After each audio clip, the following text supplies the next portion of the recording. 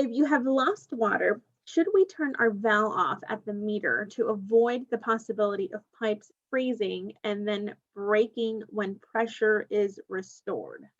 So if you have water that's running in the house, we would encourage you to keep that water running, keep it trickling, keep it running at a constant, steady stream of water to avoid it freezing. Water that's not moving is more likely to be water that's about to freeze. So if you do have water running in every single fixture in the house, then by all means, keep that water running. That's the number one.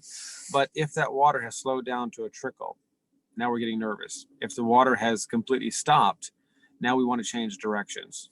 Our first our thought process was to keep that water running as long as we possibly can to prevent it from freezing. But if it's frozen, now we want to go another direction and we want to get that water turned off. So then we want to go outside, know where our shutoff valve is, turn the water off right away, because that tells us that when the water has stopped running altogether, the water's frozen in those pipes. Water that's frozen is more likely to is at risk of those lines are at risk of breaking.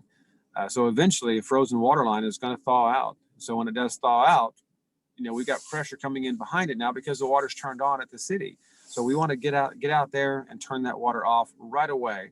Open up every valve in the house, which is going to let the air into the line, or you want to get the water out of the system as much as possible, down to the lowest point. So again, if you have turn your water off at the city, at your valve, not the city's valve, but your valve or the city's valve if you have to. And once that water is turned off, you want to do everything you can to get the water out of your water lines.